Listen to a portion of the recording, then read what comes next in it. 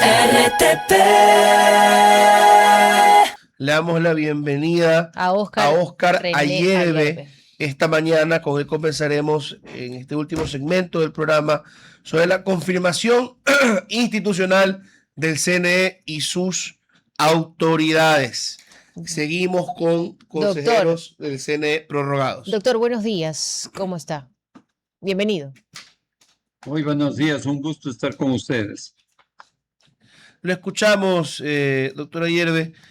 ¿Qué nos puede decir sobre este CNE prorrogado? Ya entiendo que cambios no se pueden hacer tan cerca de el proceso electoral. Estamos a días que se inscriban las candidaturas y se convocan elecciones, que las tendremos el 29 de noviembre el sufragio, aunque dicen que el proceso termina recién en mayo con la posición de las autoridades. El sufragio es uno y las elecciones son otras, doctor. Eso se lo agradecemos a Diana Tamaín, que ya salió. ¿Qué nos puede decir, doctor? Bueno, efectivamente, uno de los más graves problemas que ha tenido el Consejo de Participación Ciudadana y no ha cumplido su misión de uno de los escenarios democráticos más importantes que tiene un país, y no es otra cosa que en el caso ecuatoriano, la cuarta función del Estado, que es el Consejo Nacional Electoral. Dos de sus miembros debieron haber sido renovados en el 2021. Por ende, su proceso de selección debió haberse hecho en el 2020. Han pasado más de 5 años prorrogados en funciones y no han querido hacer absolutamente nada,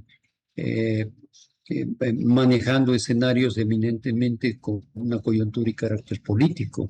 Los poderosos intereses de grupos políticos y de otras funciones de Estado determinaron doblegar la voluntad de los miembros de ese organismo, que no quisieron hacer absolutamente nada, extremo que en el 2023 la señora presidenta Nicole Bonifaz preguntó al Procurador General del Estado si podía o no hacerse un proceso de selección mientras estaban en un proceso electoral. El procurador se debe haber muerto de risa, porque casi de inmediato les respondió y le dijo: ¿qué tiene que ver una responsabilidad constitucional de un proceso de selección de miembros de un organismo de Estado como el Consejo Nacional Electoral versus la responsabilidad administrativa de ejecutar un proceso electoral? Y por lo tanto ustedes pueden hacerlo de inmediato. Más aún, insistió en otra pregunta adicional: ¿podemos fusionar el proceso de dos consejeros que ya están prorrogados en funciones varios años con los que se van a prorrogar en funciones si no hacemos el concurso el 20 de noviembre de 2024? Y por tanto podríamos fusionar los dos procesos. El Procurador General les responde que sí, desde luego. Si lo hacen, ahorrarán tiempo, ahorrarán recursos y podrán tener un proceso más eficaz y más eficiente. Pues no hicieron absolutamente nada. Se quedaron sordos, ciegos y mudos.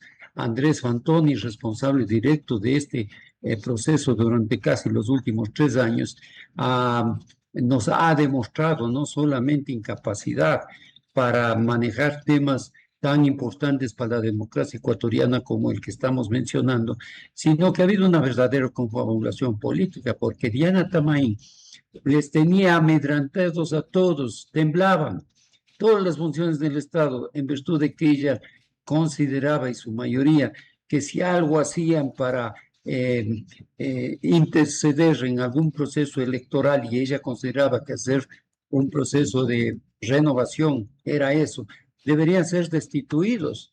Yo mismo lo comprobé cuando presenté la denuncia a la Fiscalía General del Estado por falsificación y uso de documentos falsos en virtud de los resultados que permanentemente estaban manipulados.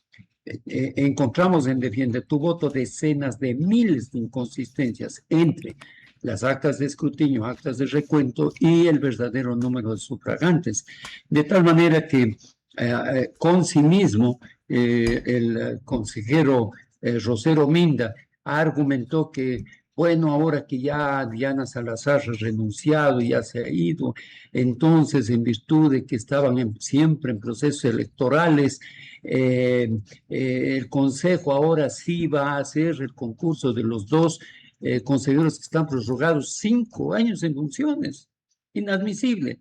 Entonces, que ahora sí van a empezar a hacer el proceso, lo cual significó que se reconocía absolutamente que durante todo este tiempo, 5 años para 2 y 2 años para 3, que todos están prorrogados en funciones, era una demostración no solo de incapacidad, sino de un contubernio político visible para todos los ecuatorianos. Ahora, doctora Gerbe, que después de todo lo que nos ha dicho y que realmente para mí es una revelación que se haya crecido una fuerza tal o una presión tal sobre los consejeros por parte de la señora Tamaín, ¿quién es capaz de fiscalizarla? O sea, la señora sale, renuncia a ser hasta consejera, sale del puesto de ser presidenta y no pasa nada. Casi sale bailando, Sí, total. porque probablemente se fue a Nueva York a encontrarse con su hermano. El tema es absolutamente grave. Nosotros, y digo nosotros, los ciudadanos del país, muchos, diría cientos, durante muchos años denunciamos irregularidades en el Consejo Nacional Electoral. Era absolutamente inadmisible tener una acta de escrutinio, ¿no?, con 43 sufragantes. Luego van al acta de recuento para la misma junta receptora del voto. Resulta que no cuadra. Aparecen con 300 votantes. ¿Cómo de 43 suben a 300? Y luego en la siguiente acta, lo insólito, hay 0 sufragantes. Esos resultados fueron los que me motivó a mí a presentar una denuncia en la Fiscalía General del Estado, obviamente con mi firma y rúbrica, por falsificación y adulteración de documentos, de actas de escrutinio y actas de recuento con prueba plena. Ese proceso nunca se activó, pese a que yo rendí mi versión, ratifiqué mi firma, reconocí la mía, y se notificaron a las partes y ahí quedó absolutamente parado todo. En el sueño eterno. Claro, porque pensaban que si hacían algo los iban a destituir. Y ahora ya sabemos que eso no es así. Tanto podemos reconocer ese hecho que el propio José Cabrera le ha pedido a la Contraloría General del Estado una auditoría integral, administrativa y financiera para separar el periodo de Atamaín con el de José Cabrera. Reconozcamos que esa institución eminentemente política, que debería ser según la Constitución independiente, autónoma, representando la democracia y garantizando la transparencia electoral de los ciudadanos, siempre estuvo en pactos políticos. La primera mayoría de Atamaín, de Enrique Pita, Estela Cero y José Cabrera se manejaron por 4 años, perdón, por 6 años.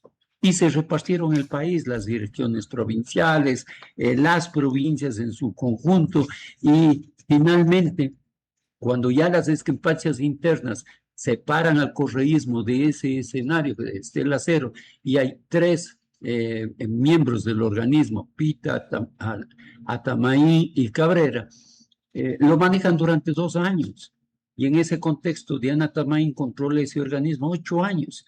Son las discrepancias internas, ni siquiera las protestas o denuncias de organizaciones políticas, de la opinión pública, de los medios de comunicación, de los ciudadanos, de Defiende tu Voto, que si pudimos hacer algo. Un poder omnímodo impresionante que se confunde impunidad con inmunidad.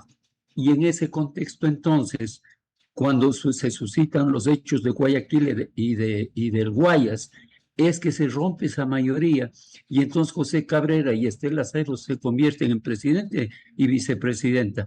Pero ahí aparece una figura que se llama Elena Nájera, y ella entonces rompe todo ese escenario, ¿no?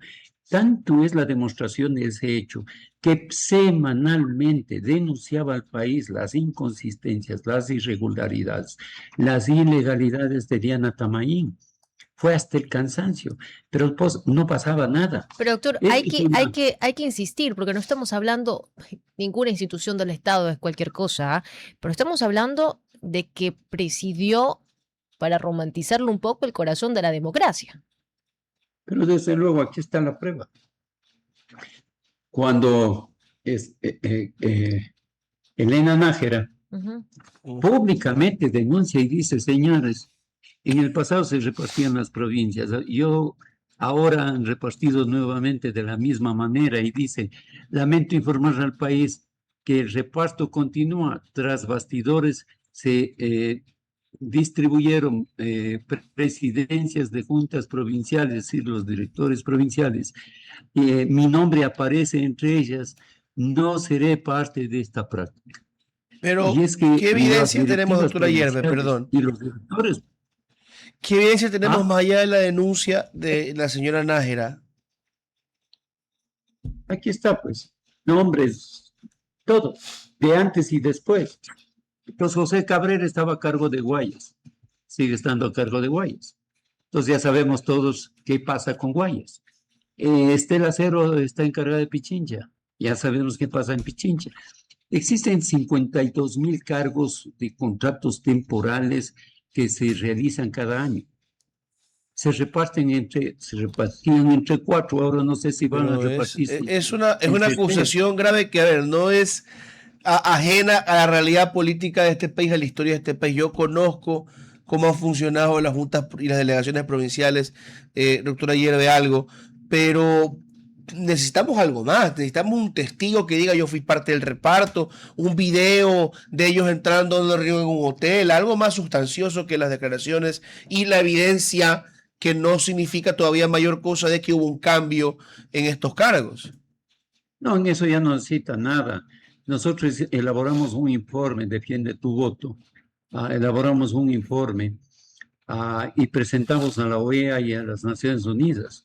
Ellos en su informe comprobaron y demostraron que efectivamente las direcciones provinciales y las provincias en su conjunto estaban manejadas políticamente, no técnicamente.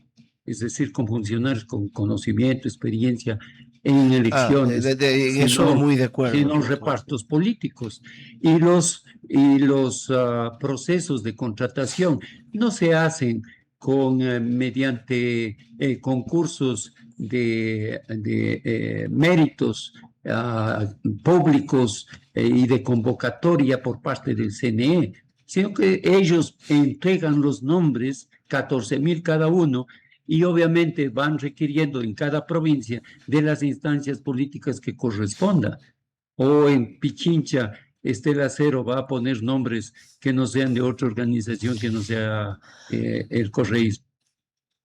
Aquí no podemos definitivamente, y esa es mi posición, tapar Doctor, el sol con un dedo. doctor, Y yo hablo las cosas con sustento, con absoluta convicción, que lo que tengo es prueba plena en cada intervención que hago. doctor, solamente rápidamente, bueno, ya no nos queda nada, son 9:30 de la mañana, en un minuto, si puede resumirnos su análisis sobre que se dé un paso atrás ante la consulta popular para quitarle los poderes de designación del Consejo de Participación Ciudadana. Daniel Noboa ya se pronunció, no va a presentar la pregunta. Ujú. Los ciudadanos no iban a votar por el contenido de la misma, sino En un rechazo escenario o a favor. Sí. juzgamiento del gobierno y de su gestión como presidente.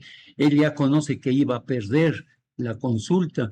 Era muy difícil que gane, aun cuando hubiera estado en mejores condiciones públicas. Recordemos que Lasso y el propio Noboa intentaron ya desaparecer a la institución y no lo lograron. Y en la última, la de noviembre pasado, perdió con más del 61% la cuarta pregunta. Los ciudadanos del país debemos entender que la institución Consejo de Participación Ciudadana es nuestra. Deben representar a los ciudadanos del país. Durante los últimos 2 periodos han representado otros intereses y no la de los ciudadanos del Ecuador. Hay que cambiar esa historia entonces. Tenemos una nueva oportunidad este noviembre de 2026. Doctor, muchísimas gracias. 9:31 de la mañana. Gracias por habernos acompañado. Ha sido muy generoso. Nos despedimos. Un gusto estar con ustedes. Un buen día para todos. El gusto es nuestro. RTP